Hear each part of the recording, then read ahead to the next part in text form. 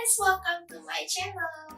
Nah, buat kalian yang baru di channel YouTube aku, thank you banget udah mampir. Dan aku mau saranin kalian buat juga nonton terlebih dahulu video pertama aku, dimana aku share pengalaman aku selama kurang dari 3 bulan berjualan di Etsy dan berhasil mendapatkan revenue 9.900 USD atau setara 147 juta rupiah.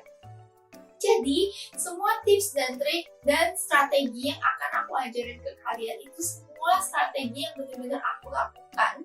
Aku udah coba, aku udah implementasi, dan emang benar-benar berhasil dan membuahkan hasil. Baru aku ajarin ke kalian. So, keep focus dan stay tune di video ini sampai akhir. Dan aku yakin kalian akan selangkah lebih maju menuju kesuksesan berjualan di Etsy. Banyak dari kalian yang kayak ada message aku dan komen bilang kalian pengen banget video untuk belajar SEO. Well guys, SEO kenapa aku nggak taruh di video series pertama? Itu karena ibaratnya membangun rumah, fondasinya itu kita harus pastikan fondasi rumahnya itu emang udah benar. Dan hitung-hitungannya juga udah benar. Karena kalau fondasinya itu nggak benar, maka kedepannya pada saat kalian membangun rumah, itu akan mendapatkan banyak sekali halangan, permasalahan. Dan even kalau rumahnya jadi pun, itu nggak menjamin rumahnya itu akan sesuai dengan harapan dan target kalian. Jadi guys, di sini aku mau mengajak kalian buat membangun fondasi dulu yang benar. Dan kalau dengan mencari produk yang emang tepat untuk dijual di Etsy. Kalau seandainya sekarang kalian sedang memiliki produk, tapi kalian merasa kenapa sih penjualanku seret? Ini saatnya kalian simak baik-baik video ini, dan di akhir video kalian bisa tentukan apakah produk yang sekarang kalian jual itu memang produk yang tepat untuk dijual di Etsy. Berbeda dengan e-commerce sejuta umat seperti Amazon, eBay yang kita itu menjual berbagai jenis barang, Etsy itu adalah e-commerce yang brandingnya sangat spesifik. Jadi orang-orang atau customer yang datang berbelanja di Etsy, mereka tuh sudah punya kriteria produk yang ingin mereka beli. Satu, mereka itu mencari produk yang handmade atau buatan tangan atau kerajinan tangan. Jadi bukan barang pabrikan ya guys. Yang kedua, mereka tuh mencari barang yang custom made atau bisa di custom, di request sesuai dengan keinginan mereka. Yang ketiga, mereka tuh mencari barang vintage. Barang vintage itu bisa juga disebut barang antik atau barang yang mungkin nggak harus handmade, tapi itu kayak barang yang emang umurnya sudah tua tapi masih bagus. Dan yang keempat adalah barang-barang yang unik. Barang unik artinya barang yang tidak bisa banyak ditemukan di pasaran bebas dan hanya sedikit orang-orang yang menjual. Nah, kalau kalian mau mencari produk yang pas untuk dijual di Etsy, paling tidak produk kalian tuh harus memenuhi salah satu dari 4 kriteria utama produk di Etsy ini. Kalau misalnya kalian sekarang sudah punya produk juga, kalian harus evaluasi lagi apakah produk kalian tuh ada mengena dari salah satu dari 4 kriteria ini. Nah, sekarang saatnya kita belajar strategi guys. Jadi di sini ada 2 skenario. Tanyakan pada diri kalian, apakah kalian ingin menjadi ikan yang besar di kolam yang kecil, atau kalian ingin menjadi ikan yang kecil di kolam yang besar. Tentunya kolam besar dan kolam kecil ini tuh kayak ada kelebihan dan kekurangannya. Kalau misalnya kolam besar itu adalah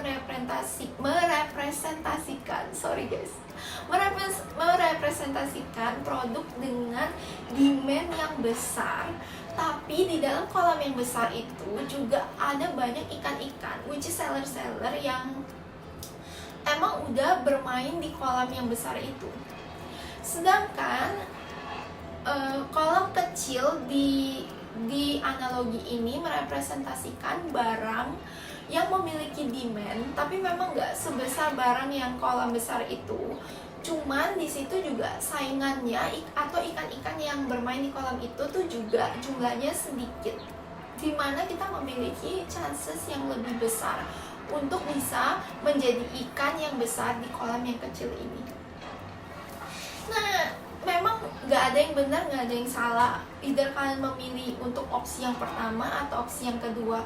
Tapi aku pribadi akan menyarankan, terutama buat kalian yang ingin memulai bisnis kalian tanpa modal, aku sarankan kalian untuk mengambil strategi yang pertama, yaitu menjadi ikan yang besar di kolam yang kecil. Dan aku pribadi juga mengimplementasikan strategi yang pertama ini. Nah guys, sekarang aku mau ngajarin kalian gimana caranya untuk mencari kolam kecil yang bisa kalian masuki. Di sini aku akan kasih 2 contoh, yaitu produk digital dan produk fisikal, karena aku yakin kalian pasti ada yang mau jualan digital dan ada juga yang mau jualan fisikal. Aku akan mulai dari digital ya. Jadi produk digital yang paling biasa sih pastinya contohnya printables ya. Nah, di sini kita yang paling umum nih, yang paling marketnya besar biasa tuh undangan nih. Nah, di sini kita lihat ini adalah contoh kolam besar ya. Jadi angka di sini adalah angka jumlah listing yang berhubungan dengan keyword yang kalian masukin. Jadi kalau misalnya kalian mau jual printables undangan, kalian tuh harus bersaing literally dengan 586.000 listing.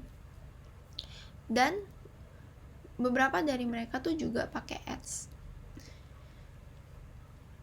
Sorry to say guys, to be realistic, kalau bisa kalian mau menjual barang dengan keyword yang sama tapi kalian gak mau keluar uang untuk ads, itu almost impossible. Makanya aku saranin kalian untuk mencari kolam yang lebih kecil. Di sini kita contohnya. Kita bisa jualan witchcraft grimoire, which is kolamnya tuh jauh lebih kecil. Jadi in order kalian buat jual barang ini, kalian tuh hanya perlu saingan dengan 1185 listing, which is chances buat produk kalian muncul dan dilihat customer tuh jauh lebih besar. Dan ini pun bukannya nggak ada demand ya guys, kita bisa lihat ini tuh demandnya juga banyak tuh, reviewnya sampai 1000-an. Jadi kolam yang kecil tuh belum tentu nggak ada demand, itu hanya kayak produk yang lebih spesifik, lebih out of the box ya, dan nggak banyak orang berpikir buat menjual produk tersebut. Okay, next to the second example, aku mau kasih contoh produk physical. Kita cari produk custom print t-shirt. Nah, ini adalah kolam yang besar. Jadi kita lihat, kayak kalau kalian mau jual custom print t-shirt, kalian tuh harus saingan dengan 10.000 listing lainnya. Nah, di sini aku mau ngajarin kalian gimana sih cara untuk ngecilin kolamnya. Dari print kita pindah ke bordir. Nah, bordir tuh kita lihat, ini adalah kolam yang jauh lebih kecil guys. Tapi balik lagi, apakah kalian bisa saingan dengan 4.000 listing lainnya yang kalian lihat itu rata-rata udah punya review yang cukup banyak? Oke. Nah, di sini aku mau ngajarin kalian lagi buat ngecilin pasarnya lagi menjadi custom embroidered socks. Nah, menurutku ini adalah kolam yang sangat ideal. Karena dengan hanya 269 listing, sangat besar sekali kemungkinan produk kalian tuh akan bisa muncul. Tuh. Dan di sini kalian tuh bisa pelajarin kayak apa sih yang udah ada di sini. Dan apa sih produk yang bisa kalian tawarkan tapi jauh lebih bagus. Kayak contohnya mungkin kalian tuh bisa jualan custom bordir kaos kaki, tapi kalian bisa pasarin kaos kaki kalian dengan bahan yang mungkin antibacterial, atau bahan yang mungkin lebih soft atau lebih berkualitas dan sebagainya. Satu hal yang perlu kalian sadar, kalau strategi menjadi ikan besar di kolam kecil itu adalah strategi tahap awal. Karena kalian itu nantinya dari ikan biasa di kolam kecil, kalian tuh akan tumbuh menjadi ikan besar di kolam kecil. Ada titik di mana kalian tuh udah terlalu besar untuk kolam kecil itu, dan kalian udah siap untuk akhirnya pindah ke kolam yang lebih besar, tapi dalam posisi kalian sudah menjadi ikan besar di kolam yang besar. Jadi contohnya nih, misalnya tadi akhirnya kalian memutuskan untuk ngambil segmen pasar yang kecil, kolam kecil nih, yaitu jualan kaos kaki bordir, customize. Kalian nggak selamanya harus jualan kaos kaki doang, karena kita semua tahu kalau demand di kaos kaki itu ada limitnya. Dan tentunya dalam membangun usaha, kalian tuh mau usaha kalian semakin berkembang, revenue kalian semakin banyak dari waktu ke waktu. Makanya kenapa kita pertama fokus di jualan kaos kaki bordir dulu, itu karena memang saingannya lebih dikit, dan dari situ kalian tuh bisa build up your reputation dan review dan e-ranking kalian. Jadi pada saat kalian udah siap, kalian udah bisa mulai jualan barang yang lain seperti kaos custom dan berbagai macam barang custom yang berhubungan dengan keahlian kalian, contohnya bordir tadi. Nah guys, kita sekarang sampai pada topik pembahasan berikutnya, yaitu strategi menentukan harga jual. Harga jual ini sebenarnya juga sangat penting. Kenapa? Karena ini sangat hubungannya dengan revenue, dan percaya atau nggak percaya, revenue kita juga menentukan sustainability toko kita di Etsy. Dalam menentukan harga jual, ada beberapa hal yang harus kita perhatikan. Yang pertama, Etsy adalah e-commerce yang sangat ketat. Kalau kalian ada jualan di Tokped atau di Shopee, kalian tentunya tahu kayak as long as kalian menyediakan barang yang harganya paling terjangkau, itu kan bisa sukses untuk mengenerate sales dalam jumlah besar. Tapi Etsy doesn't work that way. Di Etsy, orang-orang itu tidak hanya ingin menemukan produk yang berkualitas, tapi mereka juga mencari service yang berkualitas. Seperti halnya Amazon, Etsy juga merupakan e-commerce yang sangat mengutamakan buyer satisfaction. Sehingga Etsy sekarang semakin lama tuh semakin ketat terhadap seller. Baru-baru ini Etsy tuh meluncurkan suatu peraturan baru, yaitu service level satisfaction customers itu harus hanya boleh diperbolehkan 1% bad review. Ini artinya dari 100 review yang kalian peroleh, kalian hanya boleh mendapatkan 1 bad review. Kalau kalian mendapatkan lebih dari 1 bad review, maka kalian akan mendapat peringatan keras dari Etsy. Dan kalau kalian terus berlanjut mendapatkan bad review, maka bisa dipastikan 99,9% toko kalian akan disuspend. Jadi sebagai seller di Etsy, kalian tuh nggak hanya harus menyediakan produk yang berkualitas, tapi kalian juga harus menyediakan customer journey yang luar biasa meaningful. Dan itu tuh bisa harus dimulai dari packaging, dari cara kalian membalas customers, dan dari cara kalian take care kalau misalnya ada apa-apa terjadi pada saat pengiriman atau ada masalah di kualitas barang. Kedua yang perlu diperhatikan adalah risk. Kenapa saya bilang risk? Karena pada kita berjualan di Etsy itu kita harus mengirimkan paket kita ke berbagai negara di dunia, which is itu bukan pengiriman lokal. Pada saat pengiriman internasional, banyak hal yang bisa terjadi di paket. Pertama, bisa aja paketnya hilang di tengah jalan pada saat transit. Yang kedua, bisa aja paketnya nyampe ke negara tersebut, tapi paketnya tuh nggak nyampe ke tangan customer kalian. Bisa aja paketnya nyasar ke tetangga dan sebagainya. For your information, as long as customer tidak menerima paket di tangan mereka, mereka berhak komplain. Dan most of the time either kalian harus mengirim produk itu lagi, ya of course secara free karena customer notabene belum mendapat produk yang pertama, atau kalian harus refund customer kalian 100% termasuk ongkir kalian. Considering all those risks and losses yang mungkin akan kalian hadapi pada saat berjualan di Etsy, maka aku akan merekomend kalian untuk memiliki profit margin minimal 200-400% untuk barang di bawah $100 dan profit margin minimal 150% untuk barang yang harganya di atas $100. Dengan profit margin yang cukup tinggi untuk mengcover semua kerugian yang mungkin akan terjadi, kalian tuh bisa bertindak sebagai seller yang bertanggung jawab di mata customer dan tanpa menderita kerugian. Contohnya, bila terjadi kerusakan atau kehilangan paket, kan gak usah khawatir, kan gak usah pikir kayak oh my god aku rugi. No, karena penjualan kalian yang lain itu tuh kayak marginnya udah lebih dari cukup untuk mengcover kerugian kalian di salah satu paket yang bermasalah ini. Well, honestly, aku tuh udah berjualan di Etsy. Kalau sekarang tuh belum 3 bulan. Jadi kayak so far aku cuma punya satu paket yang bermasalah.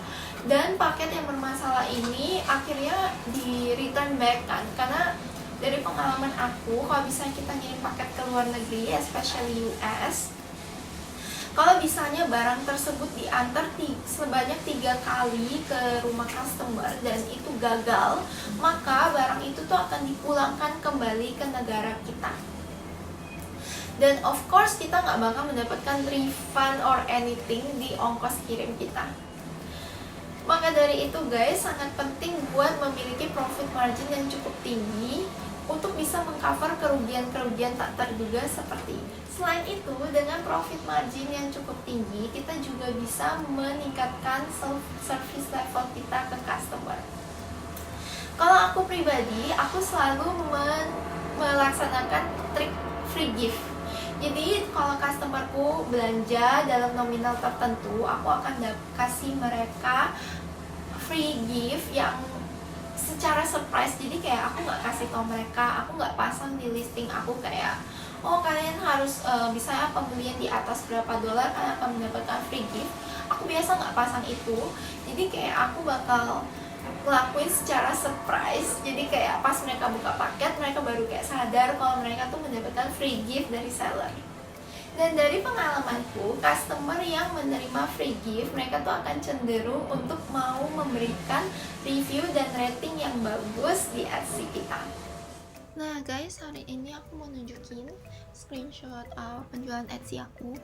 Jadi so far tuh kayak aku ada 660 sales, dan dari 660 sales tuh hanya 57 orang yang meninggalin review.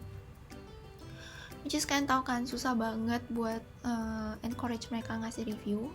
Dan di sini aku mau kasih contoh kalau strategiku tuh work. Dan di sini kalian lihat ya, ini adalah salah satu review dari customerku. Kita lihat di sini ada kata durable, artinya dia tuh suka dengan kualitas produkku. Dan di sini dia bilang, I'm so happy with this. I've been looking for this like a long time. Jadi kalian ingat kan, kayak yang aku ngomong di awal, kalau bisa salah satu kriteria barang yang bisa dijual di Etsy adalah barang yang unik. Nah di sini tuh kayak nunjukin kalau barang aku tuh memenuhi kriteria barang unik. And I found it here perfect size and thanks for the extra, I appreciate it. Jadi di sini kita bisa lihat kalau strategiku tuh berhasil dan extra gift yang aku kasih ke dia tuh dia appreciate. Nah di sini kita lihat lagi, customernya tuh bilang I'm so happy Clara. Jadi dia literally kayak inget namaku dan dia nyebut namaku.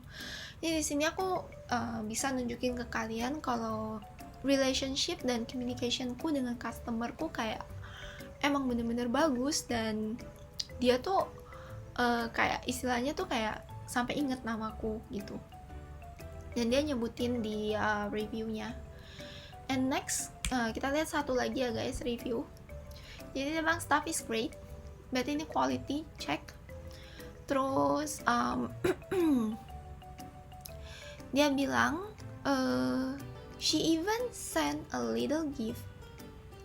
Di sini berarti lagi-lagi guys, strategiku dengan memberikan gift itu berhasil. Dan and a personalized note. Nah, di sini aku mau reveal guys. Jadi kayak aku juga selain ngasih gift, aku tuh nggak ngasih gift random. Dan gift yang aku kasih tuh beda di setiap customer. Jadi tergantung aku kayak pelajarin apa sih yang mereka beli. Dan gift yang aku kasih tuh pasti kayak harus sesuai dengan produk yang mereka beli. Jadi kayak aku kasih personalized note, tulis tangan. Dan aku bilang alasan kenapa aku pikir free gift ini tuh cocok buat mereka. Dan kalian tahu kayak what is amazing tuh kayak orang-orang luar tuh kayak mereka sangat appreciate paket yang dikemas secara personal, dan kayak mereka appreciate banget kayak kalau kalian nulis tangan buat mereka gitu, especially kalau customer yang jualan di Etsy. Terus dia kayak bilang kayak, there you have it, good quality, great product, and even better person, 5 stars. Ini kan bisa lihat di sini kayak strategiku tuh benar-benar berhasil dan mereka tuh literally seneng banget dengan purchase-nya. Mungkin kan bertanya-tanya ya, emang apa sih pentingnya rating dan review sampai kita tuh harus ngasih free gift ke customer yang tentunya pasti akan sedikit banyak memakan profit margin kita? Well, my answer is sangat penting. Kenapa? Karena itu adalah survival kita di Etsy. Seperti yang aku tadi bilang, dari 100 review yang bagus, kalian hanya boleh memiliki satu bad review. Jadi, kalau kalian punya kesempatan untuk menambah jumlah review bagus kalian, itu adalah kesempatan yang bagus untuk mengantisipasi kalau suatu waktu ada customer yang memberikan bad review ke kalian. Nah, selain itu, rating yang bagus itu juga akan mempengaruhi Etsy rank kalian. Kalau yang kalian belum tahu Etsy rank itu apa, jadi Etsy rank itu adalah ranking produk. Contohnya, kalau misalnya customer searching keyword yang berhubungan dengan produk kalian, kalau ranking kalian tinggi, kalian tuh akan bisa muncul di page pertama. Bayangkan, kalau bisa kalian bisa muncul di page pertama, most likely produk kalian tuh akan menjadi besar chancesnya buat bisa di-purchase sama customer. Karena rating aku tuh bagus, jadi kayak kalau misalnya customer search keyword yang berhubungan dengan produkku, maka produkku akan ada di page pertama. Jadi kemarin tuh aku barusan ngecek untuk keyword yang berhubungan dengan produkku. Kan kalau misalnya ads, kita ngetik keyword di Etsy, biasa tuh akan muncul page pertama. Nah, page pertama itu ada 36 produk. Wait, kita lihat dulu. Ya, benar, ada 36 listing yang akan muncul di page pertama. Dan dari 36 listing itu, 11 diantaranya adalah produkku. Dan itulah kenapa aku bisa memperoleh revenue yang cukup lumayan, karena produkku itu ada di page pertama. Jadi segitu pentingnya ya guys untuk mendapatkan review bagus dari customer di Etsy. Kalian sekarang harus saatnya untuk reflect back. Apakah produk yang sekarang kalian sudah temukan itu kalian bisa memiliki harga modal yang memungkinkan kalian untuk mendapatkan profit 200-400% kalau barang itu di harga 100 USD atau 150% untuk barang yang 100 USD ke atas. Kalau misalnya supplier kalian sekarang tuh kayak harga jualnya kayak udah tinggi, jadi kalian tuh nggak mungkin buat men-charge profit margin yang setinggi itu, well berarti menurutku kalian harus consider untuk ganti supplier. Atau kalau misalnya kalian memproduksi barang kalian sendiri, berarti kalian harus cari cara untuk merendahkan cost untuk memproduksi barang Anda. Karena sekali lagi yang aku bilang, kalian juga harus consider soal risk, soal loss yang mungkin terjadi. Karena at the end, kalau kita berbisnis, kita tuh maunya untung. nggak ada orang yang mau bisnis penjualan banyak dan tapi ujung-ujungnya rugi karena misalnya profit margin kalian itu nggak cukup untuk menutupi cost dan risk yang mungkin akan muncul di luar kendali kalian. Dan akhirnya itu juga akan memberi impact kepada service yang kalian berikan ke customer. Karena kalau misalnya kalian merasa begitu banyak waktu yang kalian keluarkan, begitu banyak kerugian, tapi toh untungnya nggak seberapa, pasti kalian juga mulai merasa nggak passionate untuk kerjain bisnis ini. Jadi guys, jangan pernah takut untuk keluar dari zona nyaman, karena nggak semua zona nyaman tuh sebenarnya adalah zona ternyaman. So, stay tune di video YouTube aku, dan jangan lupa like, subscribe, and comment. Kalau kalian ada pertanyaan, kalian udah implementasi tapi kayak kalian masih menemukan hal-hal yang kalian ragu, kalian bisa langsung tanya aku di komen di bawah ini. Aku akan berusaha buat jawab seoke mungkin dan semembantu mungkin. Dan see you in the next video. Bye bye.